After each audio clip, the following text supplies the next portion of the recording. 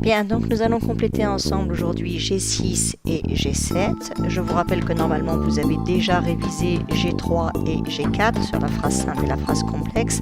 Vous pouvez arrêter à tout moment et vous devez arrêter quand vous entendez ce bruit. C'est alors le moment de faire une pause et de compléter, d'écrire ce qu'il y a à écrire. Donc, petit rappel. Mais madame, je vous dis que pendant que je bavarde, j'écoute aussi. Oui, mais la simultanéité de ces deux actions gêne mon cours. Malgré les apparences, la phrase du professeur, la simultanéité de ces deux actions gêne mon cours, est une phrase simple parce qu'il n'y a qu'un seul verbe conjugué, gêne, alors que la phrase de l'élève, je vous dis que pendant que je bavarde, j'écoute aussi, il y a trois verbes conjugués, donc c'est une phrase complexe. Les différentes propositions de cette phrase sont reliées par des mots subordonnants. Il s'agit donc d'une proposition principale qui introduit une proposition subordonnée. La subordonnée dépend toujours d'une principale. Normalement, vous avez déjà complété la première partie de la carte mentale de G7. Si ce n'est pas encore fait, c'est le moment. Donc on distingue la phrase nominale et la phrase verbale. La phrase nominale n'a pas de verbe conjugué, alors que la phrase verbale a au moins un verbe conjugué. S'il n'y en a qu'un, c'est une phrase simple. S'il y en a plusieurs, c'est une phrase complexe. La phrase complexe peut être constituée de deux propositions indépendantes, juxtaposées si elles sont reliées par un signe de ponctuation, ou coordonnées si elles sont reliées par une conjonction de coordination, mais où est donc ornicar, ou un adverbe de liaison. Ensuite, après, cependant, etc. On parle de proposition principale et de proposition subordonnée lorsque l'une de ces deux propositions, la subordonnée, celle qui est en dessous conformément à l'étymologie du mot sub, le monde subaquatique, c'est le monde qui est en dessous de l'eau. Le subalterne est celui qui est en dessous du patron. La proposition subordonnée est celle qui est en dessous de la principale. La principale pourrait éventuellement se débrouiller seule. La proposition subordonnée ne peut pas. Elle est dépendante. Si on regarde maintenant la construction de votre leçon G6 sur les propositions subordonnées, on s'aperçoit qu'il y a trois parties. 1. La proposition subordonnée conjonctive. 2. La proposition subordonnée interrogative indirecte. 3. La proposition subordonnée relative. Dans un esprit de logique extraordinaire qui nous caractérise souvent, nous allons commencer par la proposition subordonnée relative. La proposition subordonnée relative dépend d'un nom. Elle complète un nom. Elle est introduite par un pronom relatif. Les pronoms relatifs sont en nombre limité. Il faut les connaître par cœur. Les pronoms relatifs sont qui, que, quoi, dont, où, et il est composé de lequel, laquelle, lesquels, auquel, desquels, duquel, etc., etc. Comme toute proposition, elle comporte un verbe conjugué et elle complète un nom ou un pronom qui est appelé l'antécédent.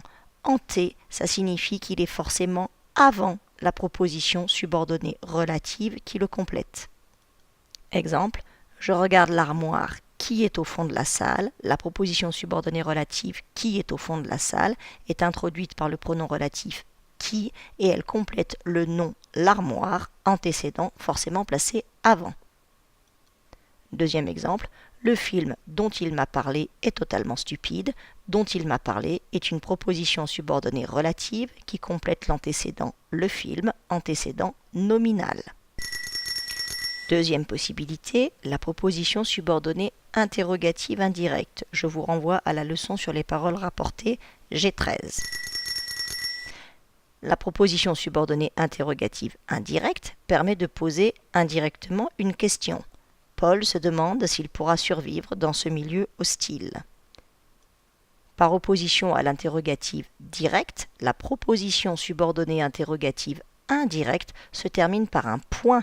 Elle fait partie d'une phrase déclarative. Son sujet n'est pas inversé.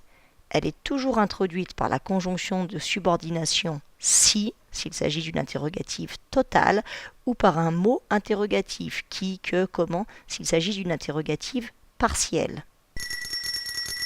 Elle est toujours COD du verbe de la proposition principale et elle complète un verbe qui exprime une ignorance ou une connaissance. J'ignore s'il va bien, je ne sais pas pourquoi il est parti, je devine qu'il en a marre. Un verbe qui exprime une information, se demander, demander, chercher à savoir, ou une déclaration, dire, raconte, expliquer.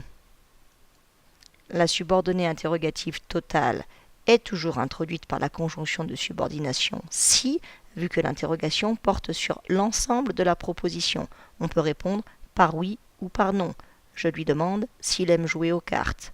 Oui ou non. À l'inverse, la proposition subordonnée interrogative partielle porte sur l'un des constituants de la phrase. Elle attend une réponse précise. Elle peut être introduite par un adverbe, où, quand, comment, pourquoi, par un pronom interrogatif, qui, que, ce qui, lequel, ou par un déterminant interrogatif, quel. Je lui demande quel âge il a, je lui demande où il va, je lui demande qui il est. Vous remarquez à chaque fois qu'il n'y a pas de point d'interrogation puisqu'on est dans une proposition subordonnée interrogative indirecte. Le point d'interrogation est uniquement pour les interrogatives directes. Encore une fois, je vous renvoie à G13. La proposition subordonnée conjonctive s'appelle conjonctive parce qu'elle est introduite par une conjonction de subordination. Que, alors que, quand, parce que, qui n'a pas de sens dans la proposition subordonnée. La proposition subordonnée conjonctive dépend d'un verbe. La question pour déterminer la fonction se pose à partir d'un verbe. C'est ce qui fait la différence entre la proposition subordonnée relative, qui complète un nom, et la proposition subordonnée conjonctive, qui complète un verbe. Première possibilité, la subordonnée complétive. La proposition subordonnée complétive, on ne peut pas la supprimer. Si on ne peut pas supprimer la proposition subordonnée conjonctive, elle est alors un complément essentiel. Elle complète le verbe de la principale, elle est toujours introduite par que, et elle a pour fonction d'être COD ou COI, la complétive. Il vit que la dispute tournait mal. Il vit quoi? Que la dispute tournait mal. Que la dispute tournait mal et COD de il vit, il s'agit d'une proposition subordonnée complétive. A l'inverse, si on peut déplacer ou supprimer la proposition subordonnée conjonctive, alors elle est un complément circonstanciel et non pas essentiel. Ce complément circonstanciel peut exprimer le lieu, le temps, la cause, la manière. Et là, pour le coup, je vous renvoie à G18 sur les liens logiques. Exemple 1.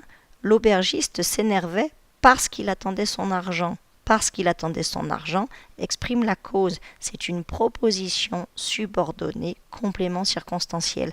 Et c'est parce que c'est une proposition subordonnée qu'on ne peut pas commencer une phrase par parce que. Parce que tout seul n'est pas une phrase. Parce que est une proposition subordonnée qui dépend d'une principale. Même chose pour l'exemple 2. Quand le clerc entendit l'aubergiste, il voulut intervenir. Quand le clerc entendit l'aubergiste est une proposition que je peux éventuellement supprimer ou déplacer. C'est donc une proposition subordonnée circonstancielle qui exprime un complément circonstanciel de temps.